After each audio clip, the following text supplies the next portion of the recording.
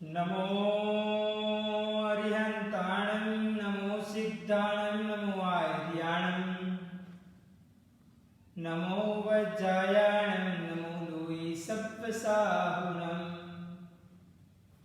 एषो पञ्चनमुक्कारो सब्बपावपणाशनो मङ्गलानं च सब्बेसे पद्मं हवै मङ्गलम् मंगलम भगवान वीरो मंगलम गौतम प्रभु मंगलम स्थूलिभद्राभ्य जैन धर्मोस्तु मंगलम ओंकार बिंदु संयुक्त नित्यं ध्यायन्ति योगिना कामदं मोक्षदं चैव ओंकाराय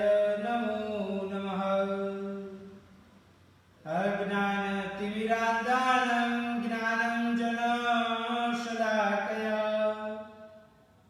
नेत्रमुन्मीलितं येन तस्मै श्रीगुरुवे नमः। तस्मै श्रीगुरुवे नमः।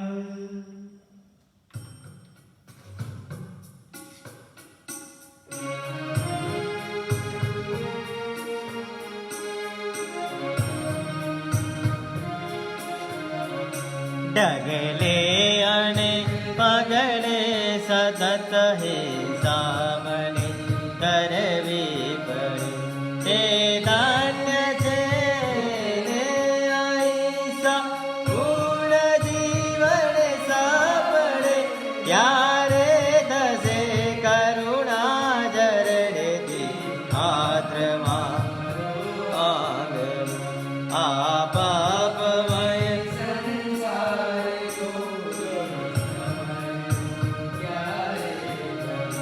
क्यारे क भय क्यारे क लालच चीतने एवागड़े व्यवहार मां व्यापार मां जोठो दरद गए मुँह पड़े हे सत्य महाव्रत धर श्रवणे जीवन घर रड़िया आपापमय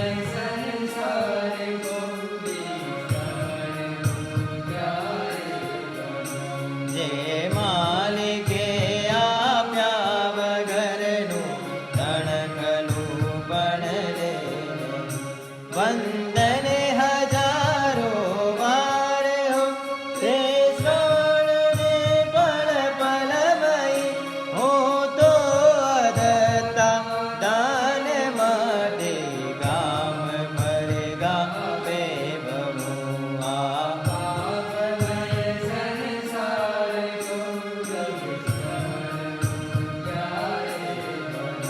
जे इंद्रियों ने जीवन ने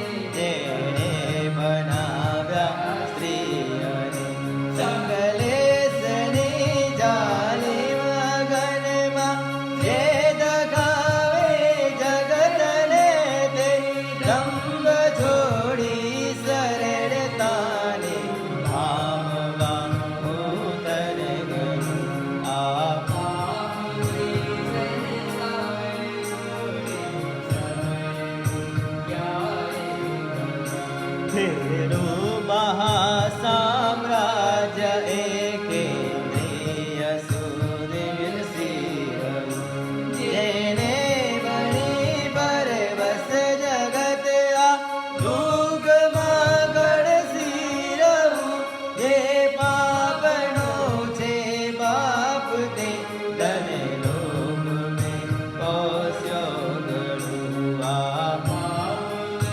संसार छोड़ी समय क्यारे धन धन स्वधन जीवन उबर में खूब राख्यो राखी तेरा गति करवू पड्यो मारे घणा भवमा भ्रमण मारे हवे करवू हृदयमा स्थान सहस्र संसार छोड़ी श्रवण क्यारे भरो आ पाप संसार छोड़ी श्रवण क्यारे भरो श्रवण क्यारे भरो श्रवण क्यारे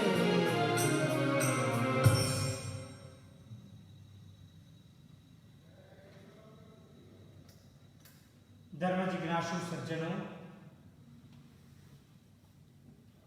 भाग्यशाली 18 पापस्थानक में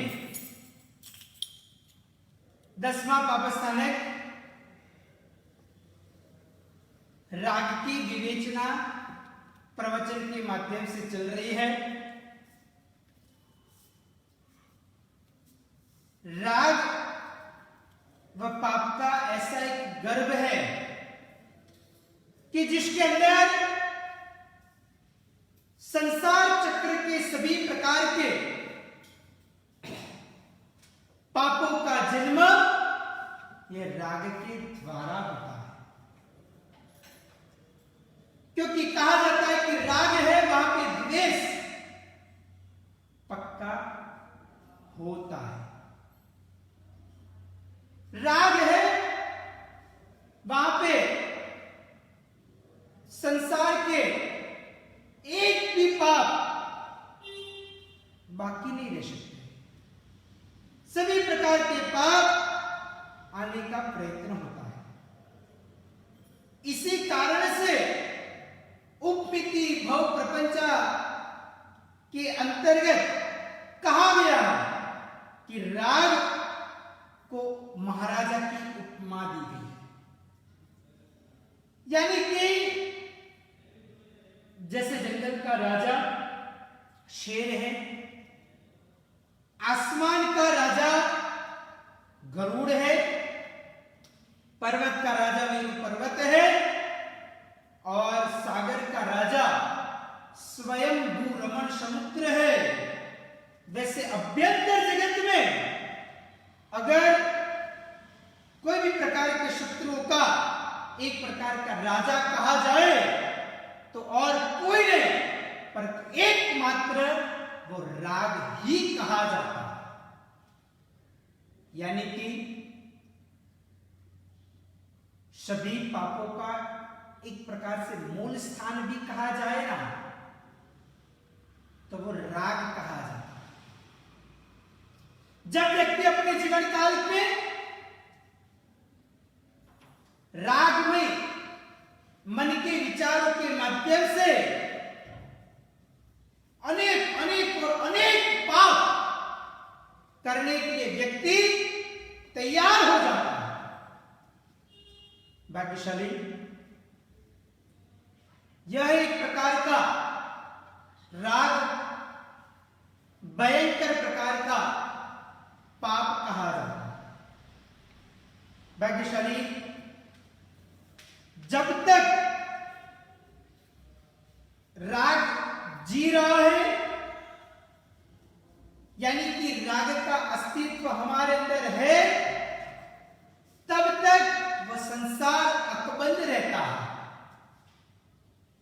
जब तक राग का अस्तित्व सलामत है तब तक भाग्यशाली समझ लेना कि जितने भी गलत परिबल है, जितने भी गलत प्रकार के पाप है, वो सभी का अस्तित्व भी अकबंद रहेगा। उनको कोई भी प्रकार की आंच नहीं आएगी। अगर जिस दिन राग का यही दिन याद रखना भाग्यशाली, अपने जीवन काल में कोई भी प्रकार का पाप टिकने का प्रयत्न बिल्कुल नहीं करेगा। भाग्यशाली, इस प्रकार यह राग ऐसा प्रकार का पाप कहा जाता है। बाह्य जगत के अंदर भी देखा जाए तो राजा मंत्री की आंखों के माध्यम से ही दिखता रहता है। यानी कि मंत्री अगर खत्म हो गया तो समझ कि राजा भी खत्म हो गया, वैसा कहा जाता है।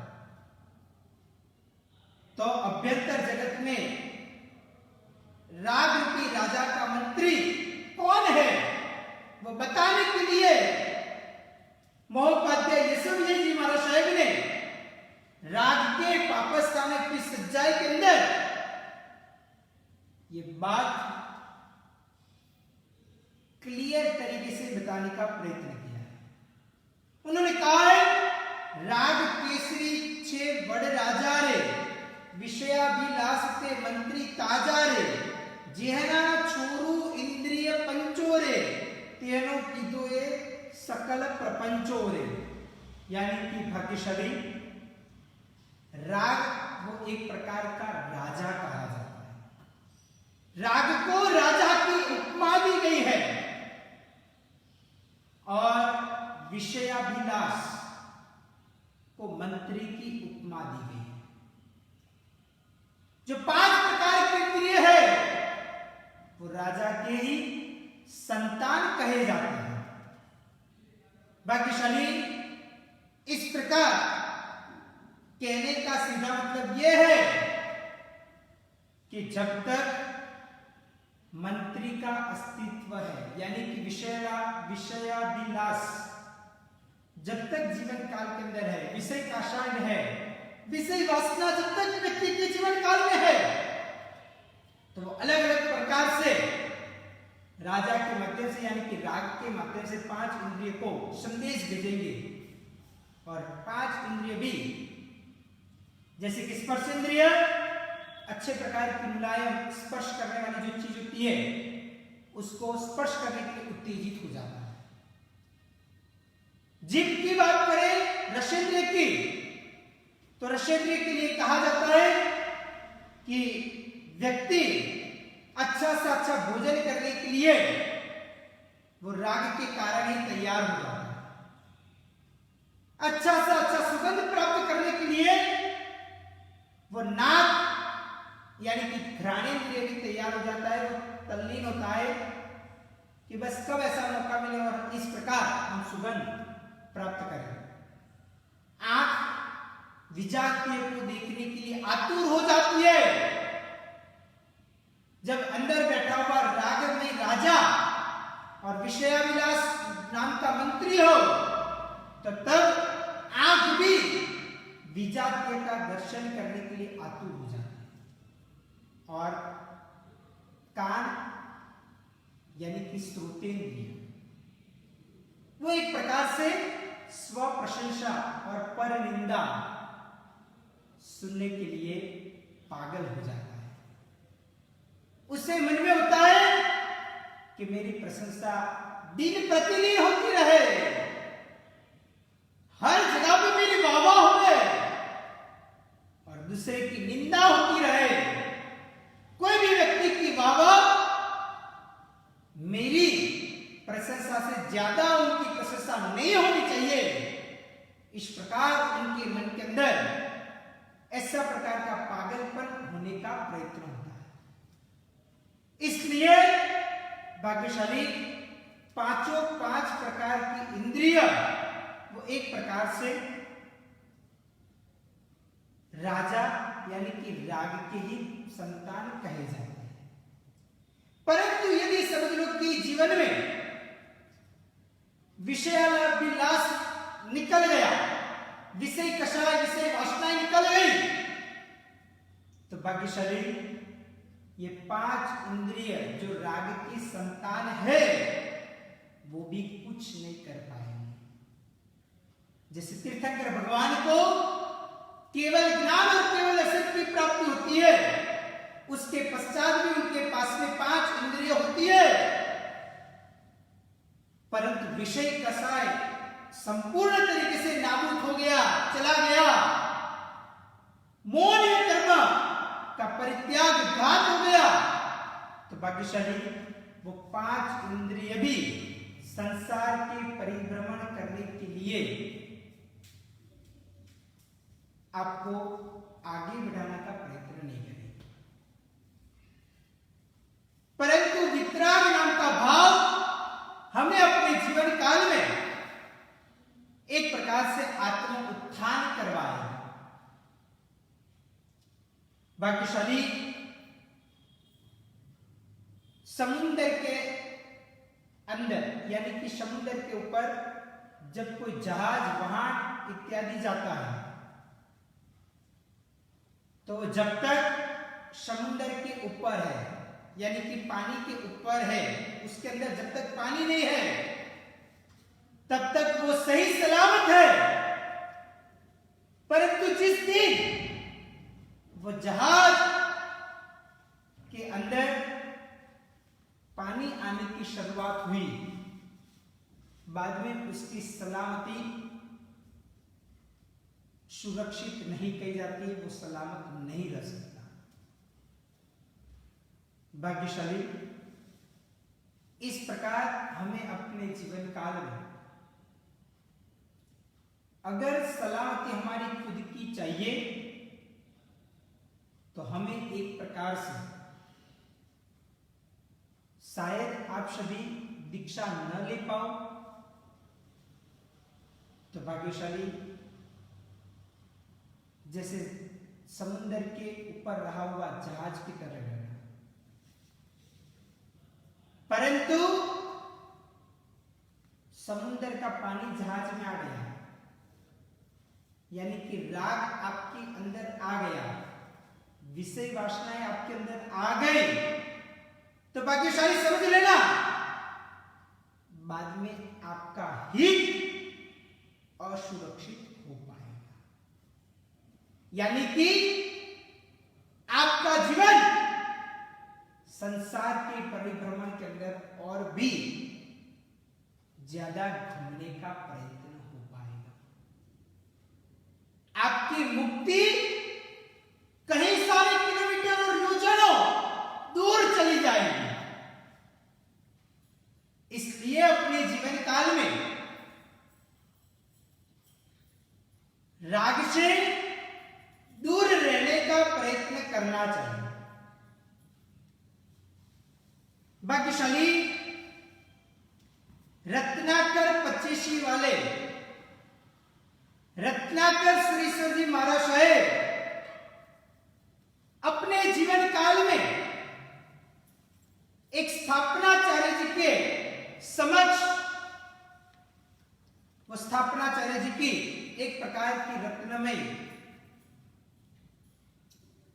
स्थापनाचार्य जी को भगवान को रत्न में देखते हुए उनको राग हो गया, परिग्रह की वृत्ति हुई, तो भाग्यशाली वो दूसरे को कितना भी उपदेश देने का प्रयत्न करे परंतु वो उपदेश लग नहीं सकता था। परंतु जिस दिन उन्होंने वो परिग्रह वृत्ति का परित्याग किया, जिस दिन उन्होंने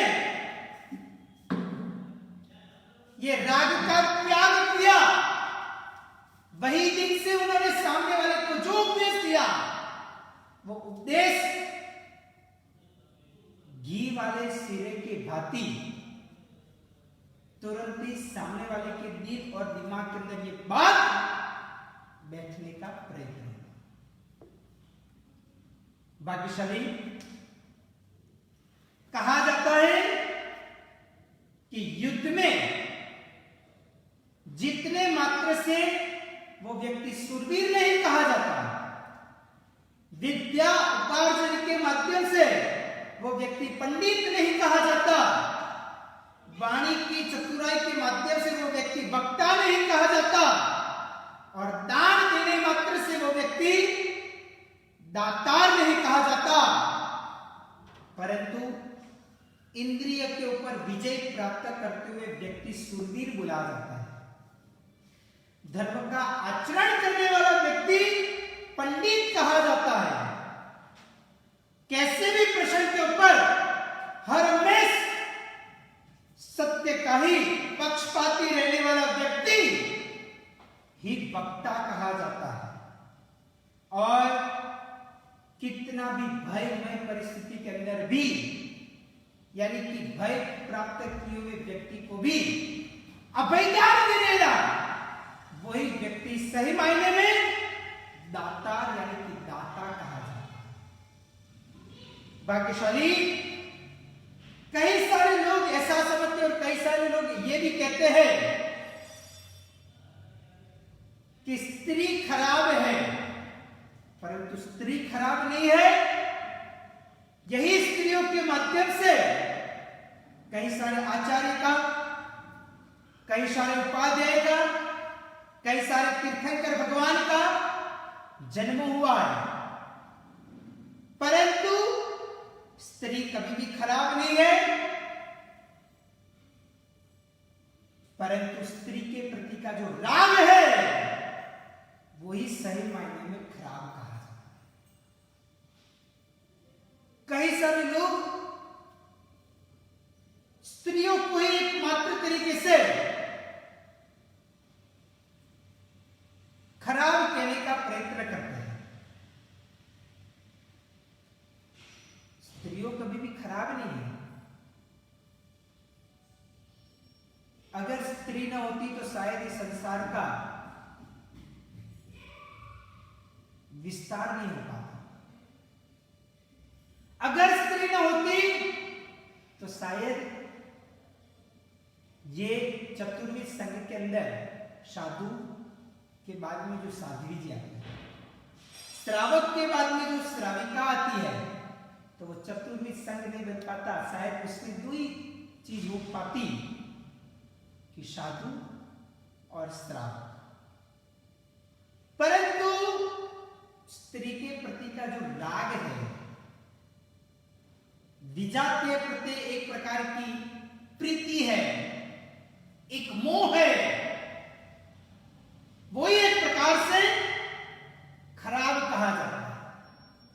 वो राग ही अपने जीवन काल में डुबाने का प्रयत्न करता है। बाकी तो आपके घर के अंदर भी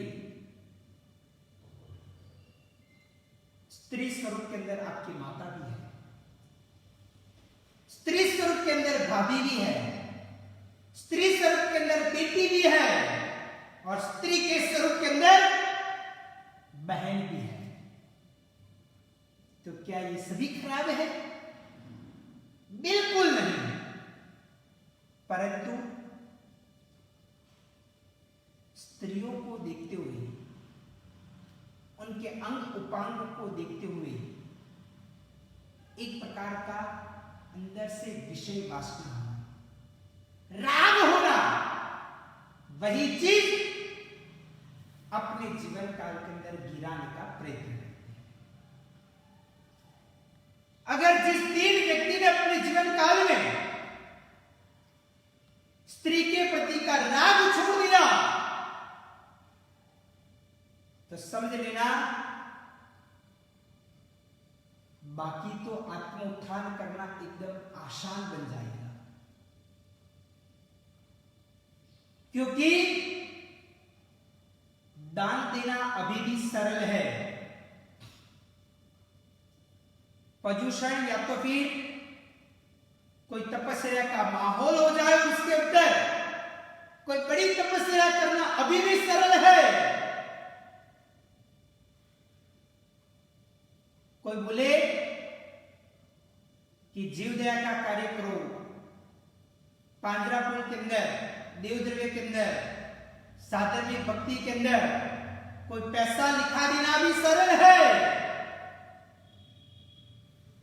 परंतु स्त्रियों के प्रति जो राग है उसका परित्याग करना अत्यंत दुष्कर कहा जाता है।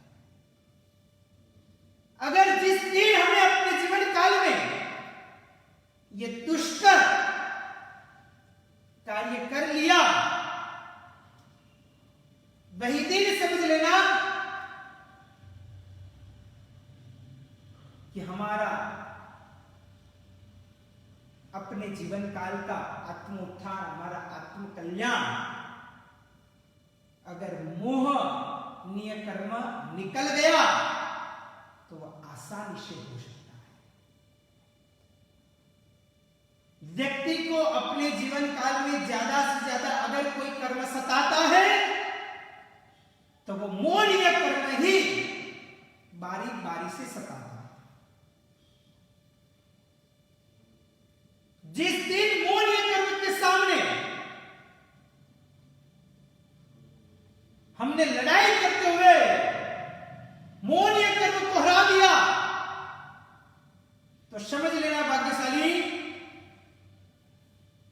आपने आपकी आत्मा को संसार में से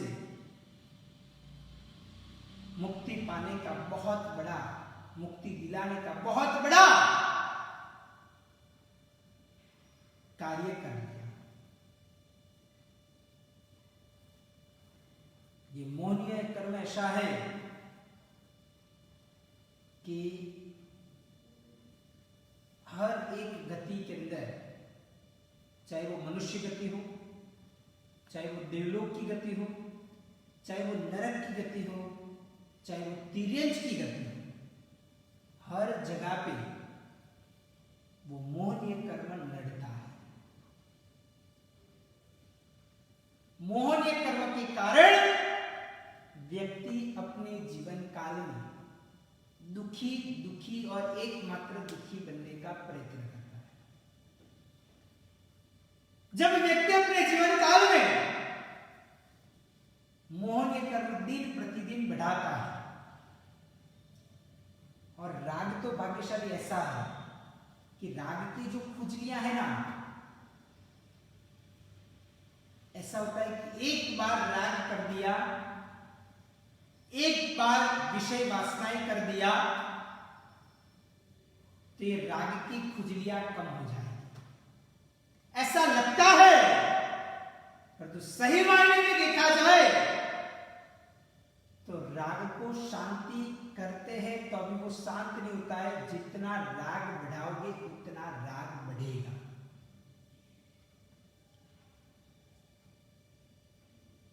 राग को आप जितना कंट्रोल करोगे उतना राग कंट्रोल भी आ सकता है। अगर हमने अपने जीवन काल में राग को कंट्रोल कर दिया तो बाकी की सभी प्रकार की चीजें एकदम आसान बन जाती है। परंतु यदि राग को कंट्रोल नहीं किया और बाकी का सब कुछ कर दिया तो कितना भी ऊपर जाने के बाद में वो मोहनीय कर्म हमें जोर से बॉटम लेवल के ऊपर गिराने का प्रयत्न ये कर रहा है। इसलिए अपने जीवन काल में राग का त्याग और त्याग का राग करते हुए अपना जीवन बहुत अच्छी प्रकार से, यह राग जो 10वां नंबर का पाप कहा जाता है, उसका परित्याग करते हुए हमें सभी आत्म कल्याण साधे, यही शुभ अभिलाषा के साथ वितराग की आज्ञा में कुछ भी बोला तो इच्छामि दुक्कडम। सर्वमंगल्य मांगल्यम सर्वकल्याण कारणम प्रधानम सर्वधर्माणां जैनम जयति सा